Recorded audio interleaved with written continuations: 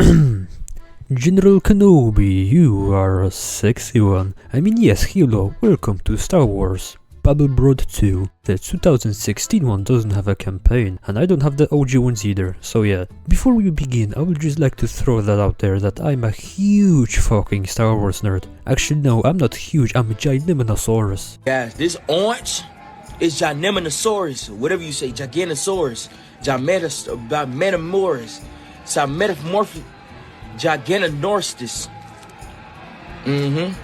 Jamornis. Like, so big to the point I stopped caring about the plot of the movies and I consider what the life of an average Uncle Ben from Tatooine looks like. And since I'm checking boxes, I would also like to say fuck the sequels, they are rubbish, and all hail the Empire because I'm a loyalist to avoid. Let's put it on hard difficulty actually, I doubt the bots are even that challenging to begin with. Authentic Star Wars experience? Hohoy, blin, I can't wait for the uncontrollable incest. Invincible Faith, what a cringe ass name. Honestly, like, rebel ship names are actually submissive in bed. Chad Imperials use things like the Genocider, Beast, Delta Zero, and the Child Stealer to assert emotional dominance over the enemy. Anyway, the conversation went as follows. Hey yo chief, this bitch is special forces, her name is Aiden Versio. Okay, good to know.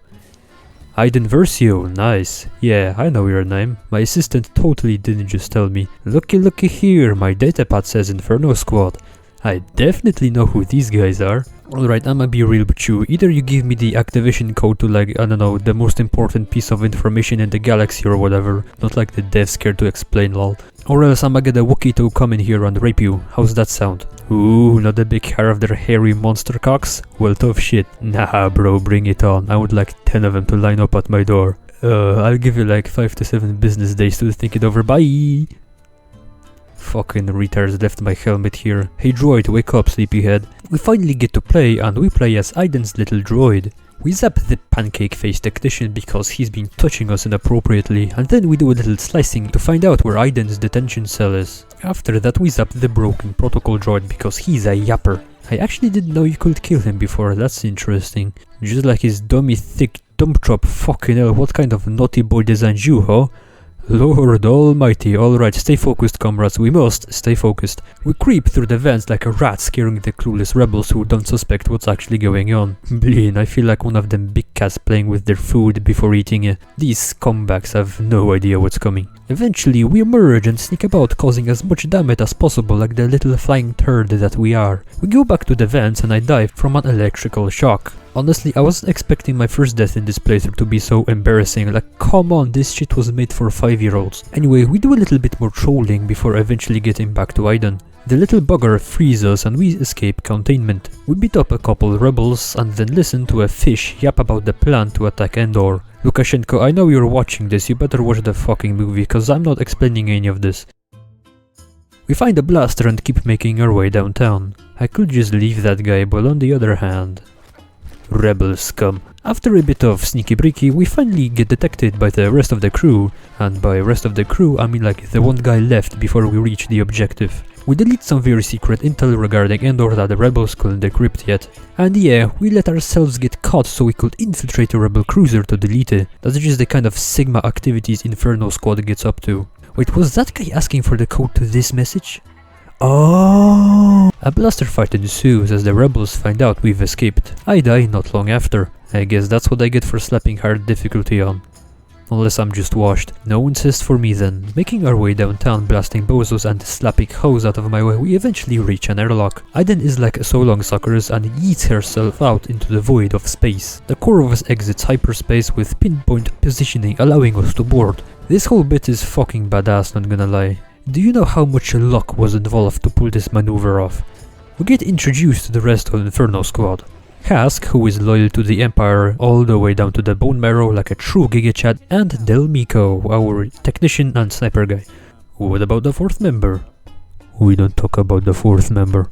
Partially because the 4th member is dead, but mostly because I don't remember who it was, lol, I need to read the book again. Fast forward to Endor and the infamous shot of the Executor passionately embracing the surface of the Death Star. God, it makes me so sad, not gonna lie. We get introduced to Admiral Versio, who is Aiden Versio's father.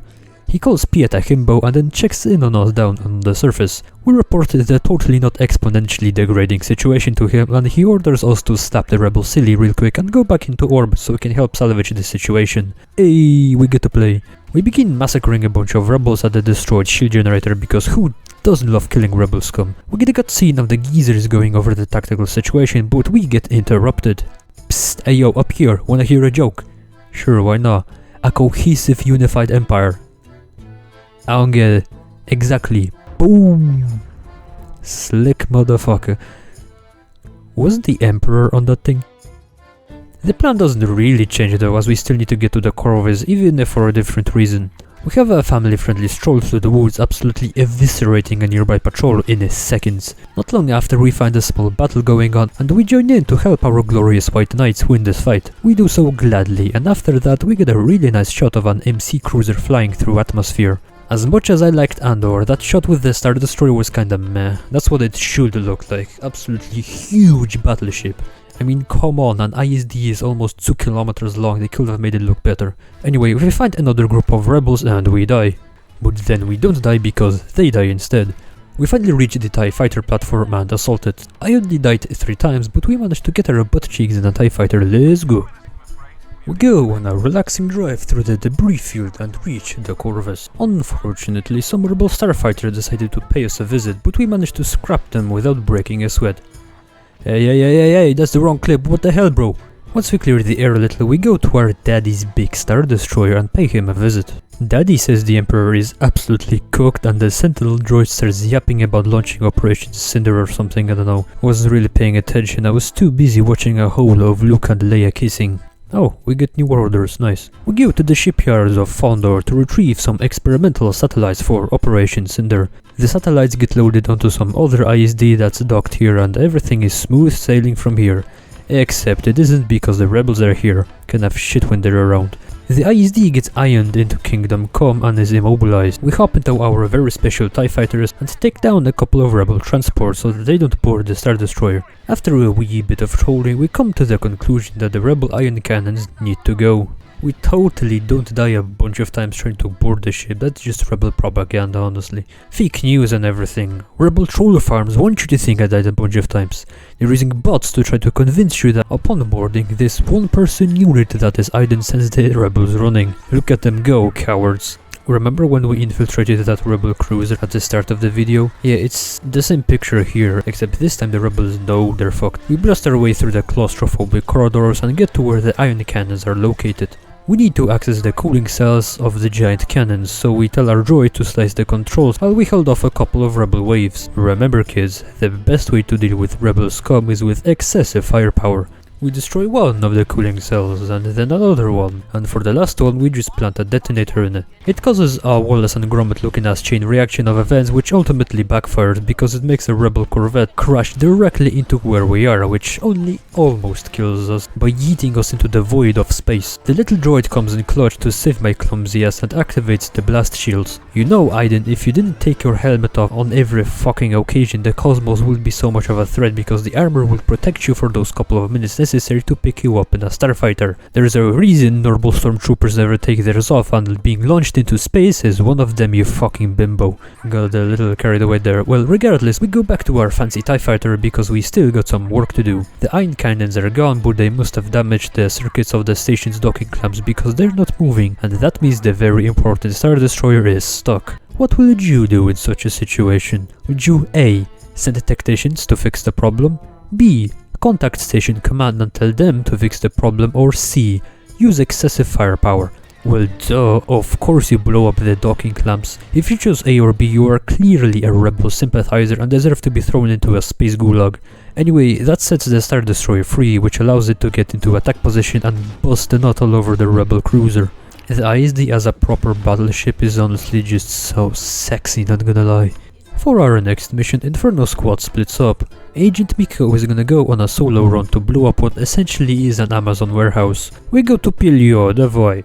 But we are not going to play as Agent Miko, no we are not, because we're playing as the most important incest boy in the galaxy for this level, yes we are.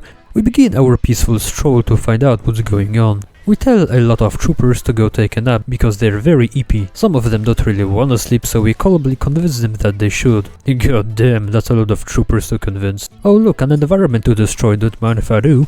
We find aged Miko who is stuck in this amber looking thing, and so we set him free to undo all the bad stuff we did like 3 minutes ago. Remember kids, doing one good thing every now and then resets everything bad you did, even if you kill like 100 people. That's especially true if you have a green dildo and can hear voices. Go ahead, eat that hooker in a dark alley, you have my blessing. Just remember to help a grandma across the street so the police can't arrest you. Anyway, we set the geezer free, which confuses him, which, I mean, I guess I would be confused too if someone murdered everyone in a 2-kilometer radius but decided to help me out.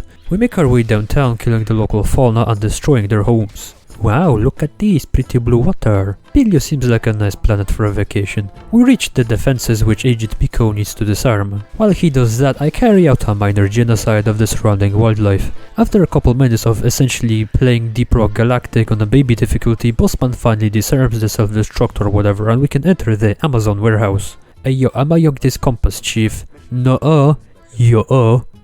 Okay, fine, please don't slice me in half. After that, we muddle in this Imperial's brain and plant some Jedi rot in it. We tell him to like be better and shit, which is just so silly to say. Imperials are better. You think the rebels will allow me to glass the surface of a peacefully protesting village in bumfuck nowhere? Of course they won't. They're gonna act all cringe and charge me with war crimes and a whole lot. Also, why does Miko look like a goofy cat right now? Not a single thought behind those eyes. We meet up back in the Corvus with Aiden and Hask, who have been busy poisoning water supplies on backwater planets or something, I don't know. For our next assignment, we go to the planet Vardos, which is the homeworld of Aiden. We see that the satellites for Operation Cinder are deployed over the orbit of Vardos and blin is Aiden pissed. We go to Daddy's big star destroyer and start arguing with him. I bet all the furries can relate to all these daddy issues Aiden is having. You know what, if any furries are watching this, you can tell me where you are and I'll come over and provide a shoulder. Yeah. Don't mind the dreadnought heating up its turbo laser batteries, I won't hurt you. You can tell me everything. And then the Admiral Versio pulls up with a fuck off, go down there and recover Protectorate Gleb. And we listen like a good Imperial girl. We go on a walk which is surprisingly relaxing. The atmospheric effect of them satellites is actually kinda pretty if you ignore the deadly qualities. The civilians crying and begging to be let go is like music to my ears, and the cold responses of the Imperial officers just shows how based they are. We reach this big ass awesome building, I forgot what it's called, and we get a cutscene. Gleb has one hell of an attitude and so does the storm actually, because it makes a bit of the building collapse. Dylan and Aiden get a change of heart and decide the civilians need to be saved as well. Hask throws a fit over it because she's not following orders and we get into a western standoff. One which Hask loses, by the way. Dylan and Aiden bravely run away while Hask reports them as traitors. Ladies and gentlemen, we have entered the cringe part of the campaign. Oh wow, look at all these turbo lasers firing at fleeing civilians, cool. I don't really want to be killing stormtroopers if I don't have to, so we just do a little sneaky bricky for as long as possible. Damn, I wish I knew Aurabesh so I could read what's on these awesome posters. We get a solid portion of the way done without being detected, but unfortunately all good things come to an end when we get to a bit where we can't sneak around the enemies. We come up with a plan to steal an AT-AT, so we blast our way to it using excessive firepower. After obtaining even more excessive firepower, we utilize it to absolutely violate anything that gets in our way. As a bonus, we destroy a targeting dish to disable all the AA in the area so the civilians can escape, which is just so cringe. Aiden, you're disappointing me. We murder our way to the port but get taken out by a stray satellite lightning thing. I have no idea what that was. We defend the Corvus from multiple enemy ways, trying really hard to get an autograph from us. I should have expected Inferno Squad to be very popular among the bucketheads. And I only died twice. We escaped the planet with the civilians. Well, comrades, that was the good part of the campaign. If you wanna see Del and Aiden join the Rebel Alliance, then fuck you, wait for the next video. Unless you're like watching this in the future or something, in which case my apologies for insulting you. But fuck you still, subscribe to Life of Boris.